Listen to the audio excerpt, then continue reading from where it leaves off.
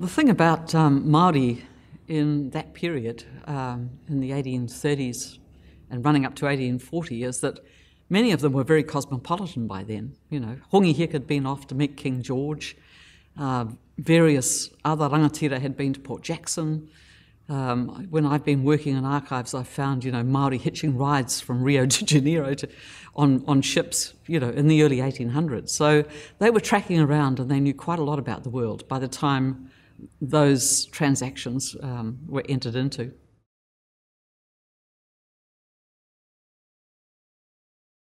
No, quite the contrary, I think. When you read about Hongi Hika and the newspaper accounts of his meeting with King George, for example, it was very much a meeting of equals, certainly from Hongi's point of view. And in fact, George, the monarch, treated Hongi and Waikato with a lot of respect and gave them gifts. And this gift exchange happened between British monarchs and rangatira, especially in the north, for quite a period before the Declaration of Independence and the treaty.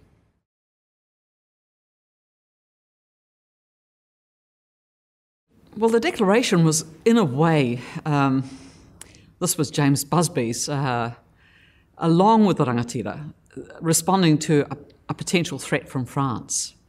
And why they were concerned about the French was in part because of the killing of Marion Dufresne in the Bay of Islands, much, much earlier, when he and his men unwittingly transgressed tapu regulations and were killed, and some of them were eaten. And so it was taken for granted in the Bay that the French would seek utu. So everyone was very worried about the French government coming to New Zealand.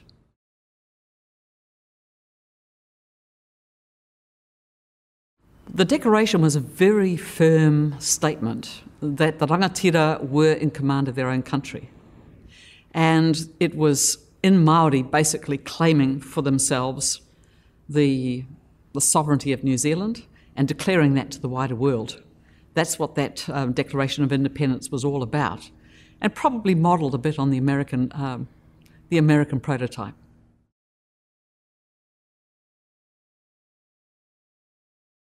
Well, the British government accepted the Declaration of Independence, and that set the scene for the treaty.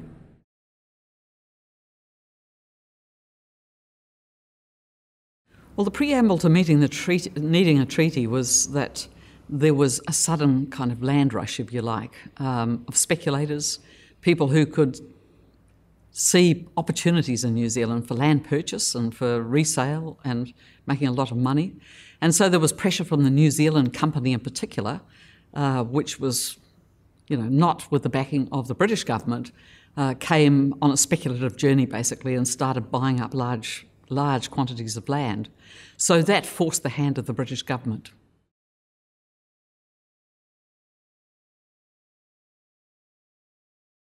It was a real rush, because what had happened is that Henry Williams, who was the kind of leading missionary in the Bay of Islands, had just been down on a journey to Port Nicholson, as it was then called by the British, Wellington.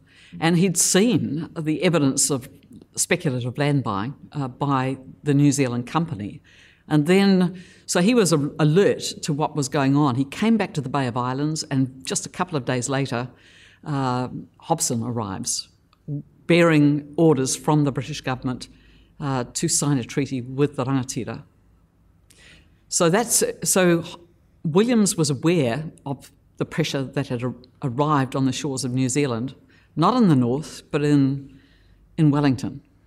And for that reason, and because Hobson was a Royal Naval officer, and Williams had been one too, and because he had a letter from the bishop in Australia telling him to cooperate, he in fact helped to translate the treaty into Māori, and that Te Tiriti is the document that was discussed, negotiated, and ultimately signed.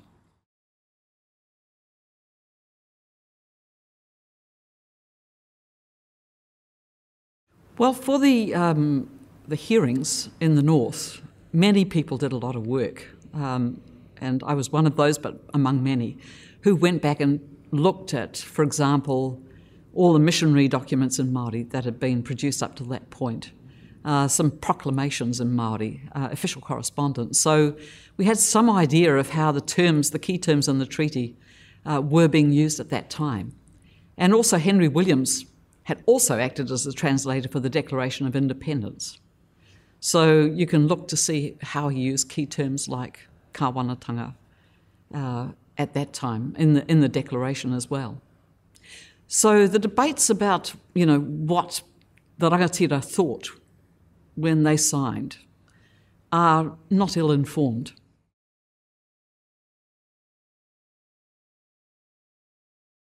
I think the deal in Māori was quite clear, but the difficulty is that the deal in English was quite different.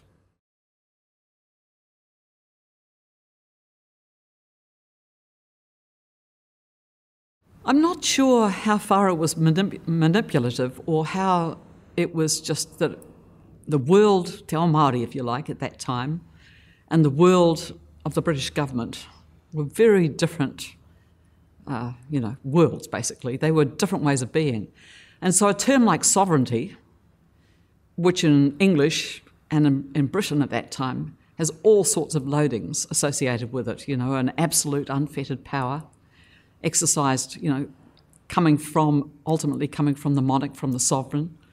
That was well understood in the British context and would have been understood by the British participants and the European participants in the treaty negotiations. But the rangatira, that was not the word that was used in the document, that they were negotiating and talking about. They were talking about tino Rangatiratanga on the one hand, which the Queen was kind of supporting and agreeing to, and Kāwanatanga, which they were giving to the Queen, which on just about all readings now, I think, people agree was kind of agreeing to have a governor. And the role of a sovereign is at a level that is far higher than the role of a governor. And so to use Kāwanatanga as a sort of translation equivalent for sovereignty doesn't work.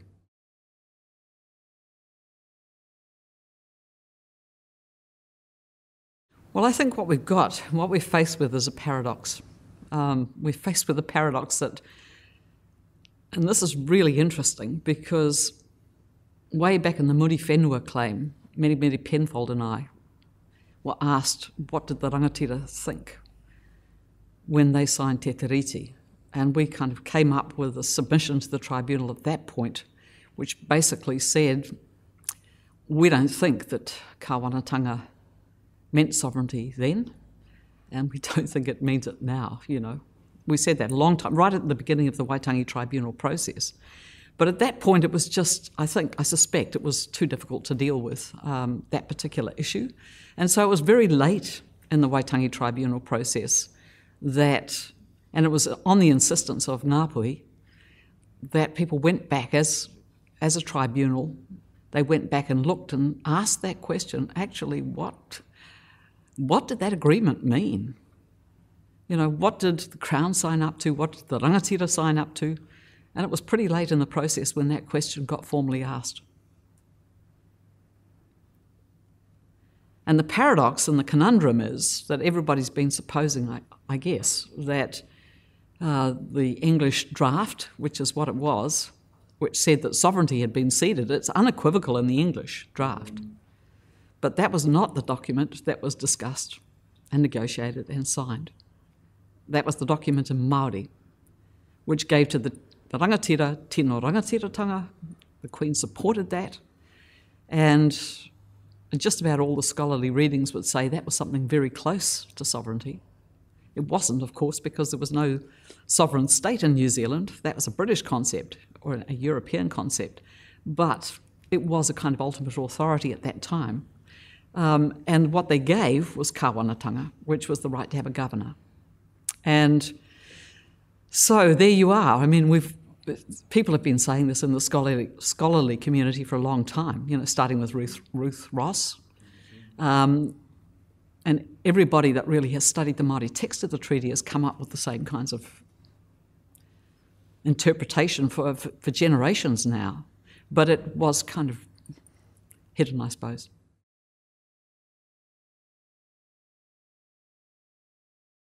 It's, as I say, it's a paradox and it's a conundrum. What you had, I think, in 1840 was two very different understandings of reality, two very different ways of inhabiting the world. On the one hand, that had recently arrived from Britain and from Europe and America, and on the other, Te Reo Māori, that had been around on these shores for quite a long period by then, and they were just really different. And so the problem of translation is acute in that situation. How do you take understandings from, and it was the English draft that was supposed to be the authoritative text, if you like. They were supposed to try and find a way of giving a reliable, faithful translation. And that was actually a very difficult thing to accomplish.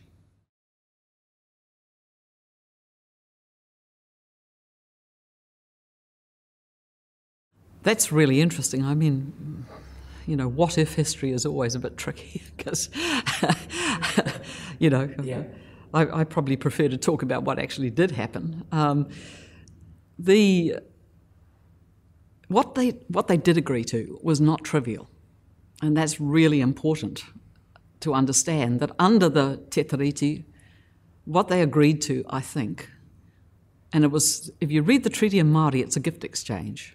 There's gifts that pass backwards and forwards. The term tuku, which is the term you use when in chiefly gift exchange, that's there in just about every clause of the treaty. And so, the rangatira basically tuku to the Queen Kāwanatanga. The Queen tukus to them the rights, ngā tikanga rite tahi actually, which is exactly the same or exactly equal tikanga as those of her people of England. So there's a gift exchange that happens, and as a result of that, an alliance, a tapu alliance is formed. And that's why in the North they always refer to the treaty as a kawanata, as a covenant. So, and that is also why over the years, whenever Māori have been feeling that things are going seriously awry, for example, in the land wars, rangatira would try to go to Britain. They would try and meet with the monarch. They would try to say to the monarch, the ruling monarch of the time, look, you and I, we know what was agreed between our ancestors. We want you to help us deal with these, your people who are doing X, Y, and Z, which is in breach of the treaty, our agreement, our covenant with each other, as rangatira ki te rangatira, chief to chief. And the monarchs would, because of the British system, would have to say, well, I'm so sorry, but, my government in New Zealand is dealing with this matter. That's how it kind of worked out. But the Māori understanding has always been, I think, and still is, if you listen to the rangatira up north, when we had the hearings, we have this sacred covenant with the British Crown.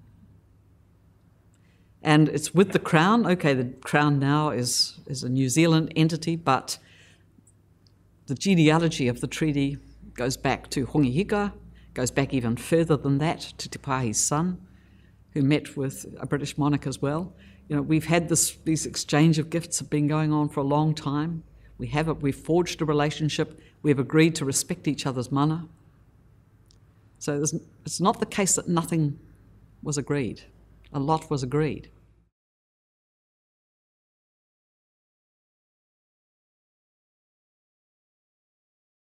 Well, that's the trouble, when you really... Because the thing, I suppose, about the Māori ways of being is they've always been rapidly evolving. These were people that sort of rapidly explored, their ancestors rapidly explored the Pacific. And when they came down to New Zealand, entered a very, very new, set of conditions. The environment was totally different. The landmass was huge by comparison with anything back in the tropics. And again, they had to innovate and invent a whole lot of new technologies, for example, and ways of handling their relationships with the land and sea in a very short space of time, just to survive. And so to think that, having anything to do with the treaty means going back to 1840, well, it's kind of a joke, a sad one. The treaty, and I think this would be the case of everybody that's involved closely with the treaty discussions, the world keeps changing and relationships evolve, over time. And they keep on evolving to adapt to changing conditions. That's just the way that world works.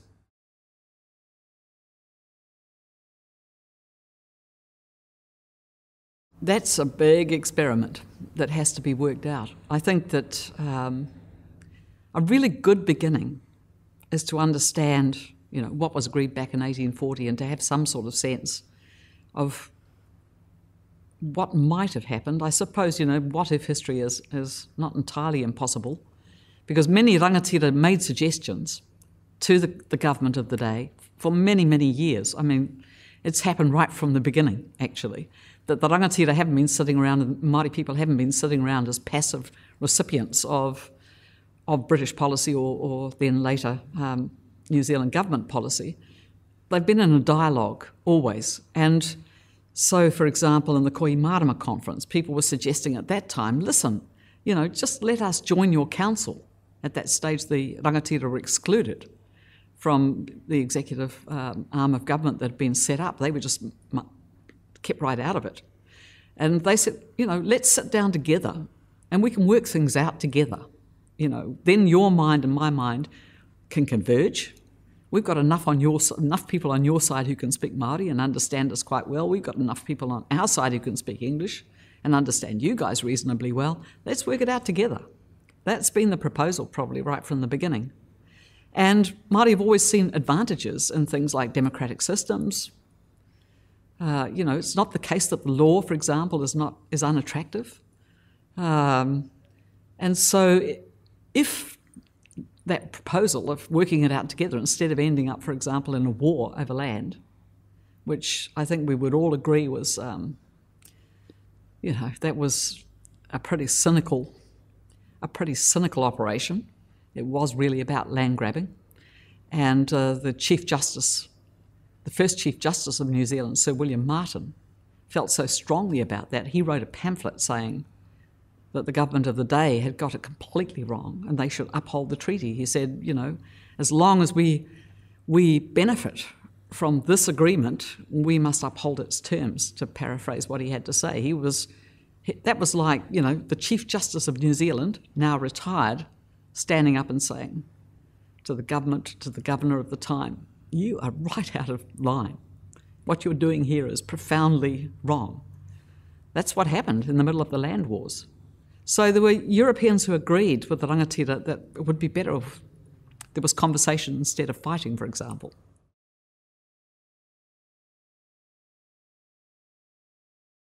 Yeah, so I think that the difficulty is that when you've got a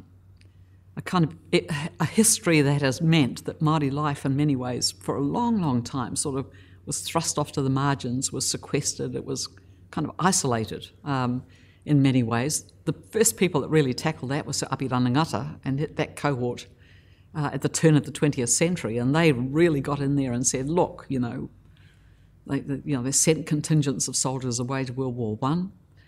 They fought they called it the price of citizenship. We have a right to be full citizens in our own country.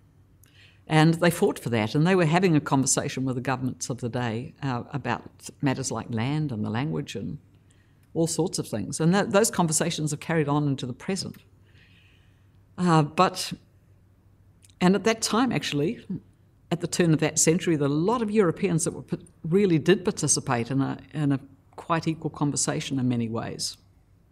And then somehow in the 30s, the 40s, the 50s, probably the 60s, we kind of wandered off into where Māori were kind of marginalised yet again, I think. And it was the 70s, the Land March, all of those protests, Ngāta Matoa, that brought the treaty back into prominence.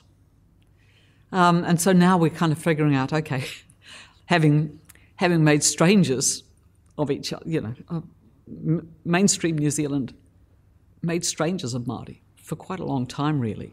didn't learn the language. When I was young and learning Te Reo, that was really unusual.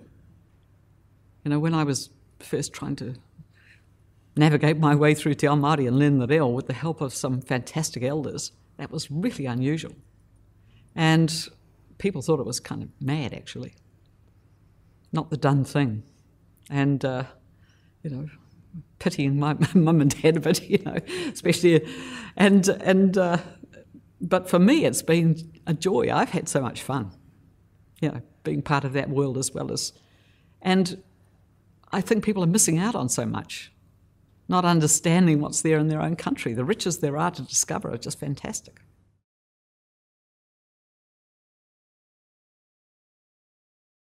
I think one of the things I'm looking into at the moment is the role of women in Te Ao Māori, you know, as it was at the time when the first Europeans arrived.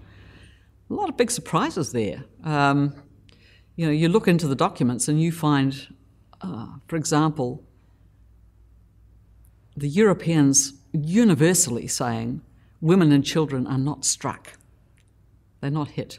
You know, domestic violence was almost unheard of, and these Europeans were very surprised by that, because at that same time in Europe, you know, there was the doctrine of coverture, where a man was legally covered, literally covered his wife and his children. So the man and the wife and the children were one legal person. So it meant the women didn't have legal rights and the kids didn't have legal rights as individuals. That's what the emancipation of women was all about, was changing that particular doctrine that had been around in Europe for quite a long time. And at the same time, among Māori, that wasn't the case. So in many parts of the country, you had really strong Māori leaders. The East Coast, where I'm from, is one of the striking examples. And Aotearoa Mahuka wrote a brilliant thesis about ngā wahine kai ho tū o Ngāti Porou. It's the women leaders of Ngāti Porou. And meeting houses named after them, kin groups named after them. They're legendary. Eruera Sterling, who was my mentor, his mother, Mihiko Tukutuku, total legend. You know, she was, the stories about her are just fantastic. Up north, the same. So many women, powerful women. And as you go around the country and you study tribal history, you know, you find powerful women everywhere, actually.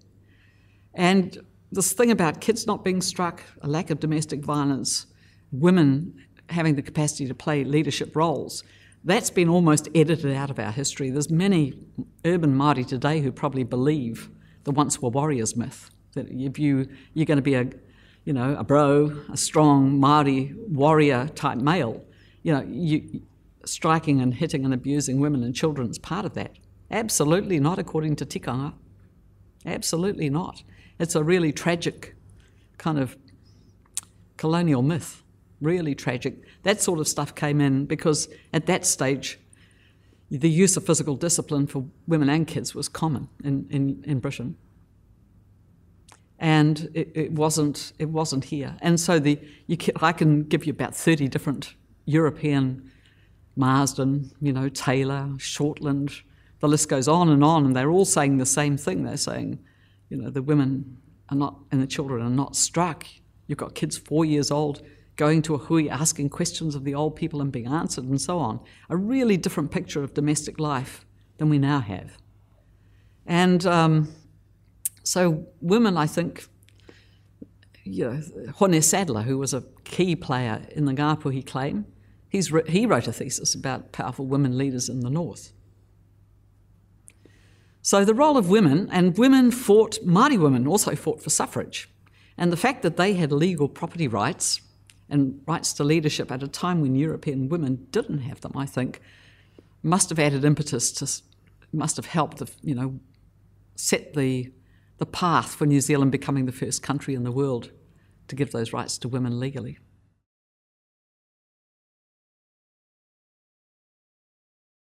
Probably in the 80s, it was quite difficult to be a Pākehā in the Māori world.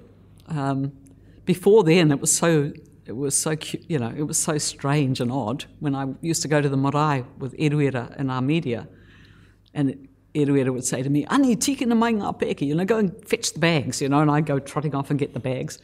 And everyone would say, "Oh, you know, where did that moko Puna come from?" They assumed I must be, you know, from one of his sons. And they thought it was really kind of I suppose it was almost cute, you know. It was so odd that nobody thought anything other than nice things about it, probably, mostly. But then in the 70s, when people were trying to figure out how do we claim back our mana, and part of that was this reflex of saying, well, Pākehā, you know, don't study our history and that sort of thing. But a lot of these people were my friends from varsity. You know, I was in Māori Club at varsity and went, Hannah and Sid, Jackson, Donna Aotearoa, they were all my friends when we went through university together. So, yeah, I've always had really close relationships that meant that I didn't have the option of just saying, well, sorry, I'm going to stop, because it would have been like cutting myself in half. But when you say I'm a pioneer, I actually think it was probably the people like Eruera and Armedia, before them, Lady Lorna Ngata and Peggy Kaua, that took me and started to teach me. I mean, the fact that they were at that time reaching out in that way and teaching me things and helping me, giving me that entree and actively taking me around and explaining my presence to people who were kind of a bit startled by it, you could say that they were the pioneers. You know, I was really, really lucky.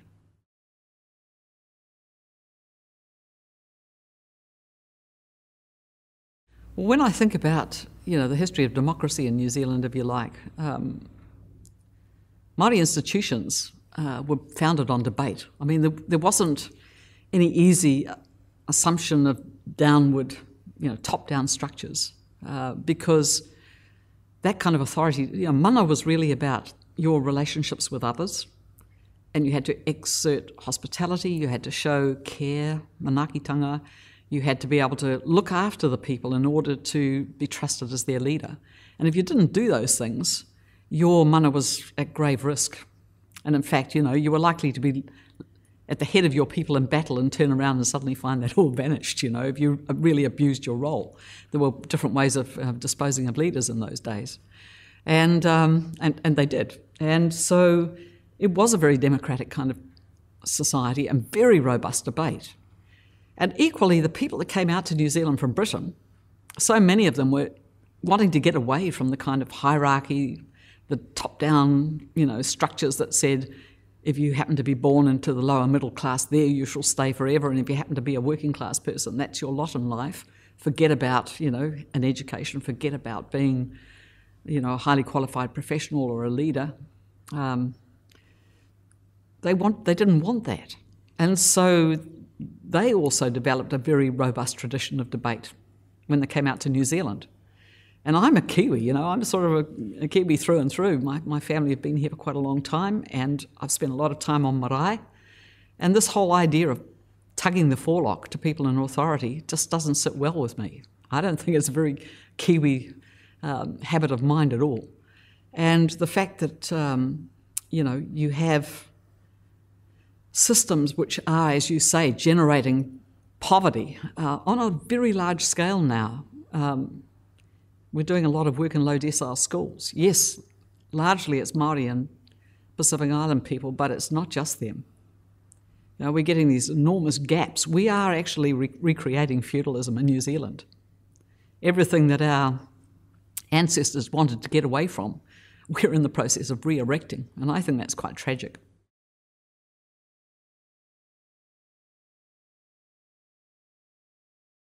The treaty can help us stop it as long as it's understood accurately, you know, because you can get top-down structures, ones which are essentially neo-colonial, in the Māori world as well. The Māori world's changed, and you know, you get corporate structures which really aren't much different from other corporate structures, and leadership models which are basically probably not as democratic as they used to be in some cases. So I think if we sort of go back to the source, which you can easily do in Te Ao Māori, it's one of the good things about it. You know, time's a spiral. You can spin back and you can kind of seek inspiration from things that have gone before in order to inform the future. Well, I'd like us to do a lot more of that. But it's very experimental. It's not nostalgia. It's not going, you know, it's not going and reinventing the past and, you know, as you say, sitting around in grass huts or something. It's not like that. It's taking Māori habits of mind and putting them together, for example, with contemporary cutting-edge science, or looking for the best kind of systems of democratic governance and combining with those with some of the things that we might have had if we'd learnt more from marae. And, for example, some of the things I see when I'm in Scandinavian countries, they go pretty well, it sits quite well with what I've seen on marae over the years. There are European traditions that work well with Māori tikanga, and there's others that don't.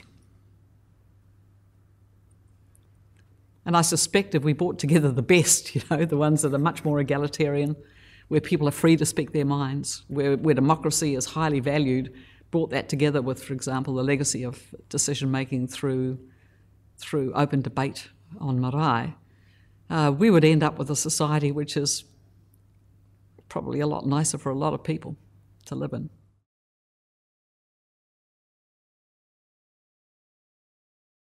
Well, it depends on how you sort of understand what it is being Kiwi. And for me, being Kiwi is very much about understanding why, my ancestors came to New Zealand, what it was that they loved when they arrived here. I've got a great-grandfather who could speak Māori, who was a carver. He worked very closely with Aotearoa ngata and mai pōmari. He was a Scot from the Isle of Ulva, and so he was a kind of heathen Celt, really, in a way. And so that tradition of discussion and debate, that sense of kinship, of being really strongly rooted in family, of respecting other people and caring about them, even if they hold different views, and especially if they hold different views, because if they do, you might learn something from them. That's what our family, our big extended family, is like. We're a whānau first and foremost, and we have probably every single colour in the political spectrum represented amongst my 8 brothers and sisters, let alone, all their children and grandchildren. And we debate like crazy, and they're very vigorous, but we're a family. And in the end, we all learn from each other. And wouldn't it be fantastic? I mean, that's my kind of idea about how debate should happen in New Zealand. It should be robust, it should be respectful. Just because someone disagrees with you, you shouldn't park them off and say they're some kind of, evil maniac.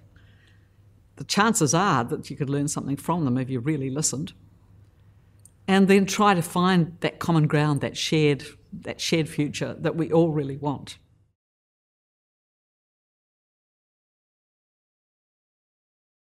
Well, it's interesting that when people are suggesting how to move forward, so often now I'm doing it myself, suggesting we set up a commission, something independent of government, for, in my case, recently waterways. And it's because many people in New Zealand now see Parliament as kind of dysfunctional, because it's so, because it is so polarised, and it's very divisive, and it's very disrespectful. I get horrified when I listen to parliamentary debates. I mean, the calibre of the way people talk to each other, if that's the sort of quality of debate they're modelling for the rest of society, we're in big trouble. So I would prefer, on the marae, you can be very forthright, you can be very robust, but on the whole, you don't delve into the depths of personal. It's, you listen while people are talking. You listen. And if somebody has something really good to say, the whole audience, it's not the case that you've got left and right, and people are trying to distill out of the discussion something that's really a possible guide, a signpost to the future. And I love that. I mean, I think we would have so much more fun. The way in which we run our country would be so much more intelligent.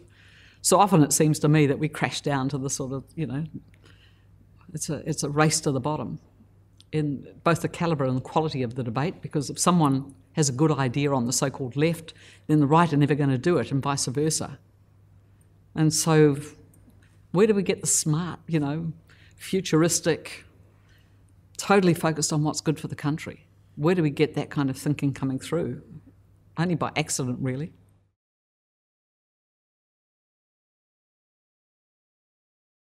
one thing that I think we've learnt, both from the constitutional debate and the flag debate, is that the way you don't handle it is to get a group of worthies together and get them running meetings that not many people attend around the country to talk about matters of importance, because the chances are you'll come up with an absolute clanger of an idea that nobody really wants.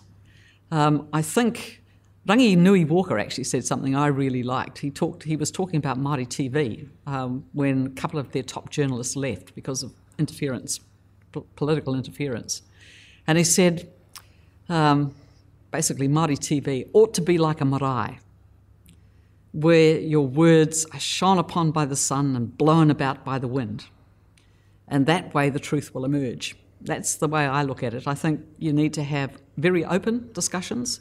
You don't want to set up a conversation which is already, you've appointed all your mates to whatever little group it is you send around the country, because then people just won't engage. Why would they? You have to, I think, have environments which promote that kind of debate, and I think we need it around the Constitution. I think we need it around the management of fresh water. And I think people ought to be free to take views which are different and to have a debate that's mutually respectful but robust. And then to see, as you do on a marae, you sort of start feeling the mood of the group sort of starts weighing in one particular direction, and all of a sudden you've really discovered that sweet spot where you've got the support of the vast majority of those present. That's how those sorts of debates are run, and they're very open. You're right out there. All sorts of various people can stand up and speak their minds. I, of course, would say that it would be great if we're going to have a debate for the 21st century of that kind. Women ought to be able to speak. So it won't be a marae of the kind that we've currently got, where it's quite difficult for women to participate in debate of that kind. I'd like to hear from kids, actually. I think that the tikanga, the old one, is good. It's their future we're talking about. And kids are often a lot smarter, they're much smarter than adults give them credit for. And so we need to be experimental. I think we need to look for new kinds of institutions, and they do a lot better in some other countries than we are doing at the moment. My idea is you take the best of everything if you can, so you don't dismiss the legacy from Europe and from Britain. That mana exists, it's in the treaty. There are a lot of things in there of great benefit and wisdom for our future. Equally, you don't dismiss the legacies from Polynesia and from Māori, because, again, there's wisdom there to be had, and really good. And then you take the best of cutting-edge science, the best of contemporary debate about where the future of the world might head, let alone New Zealand, and try and find ways where all of our communities can prosper.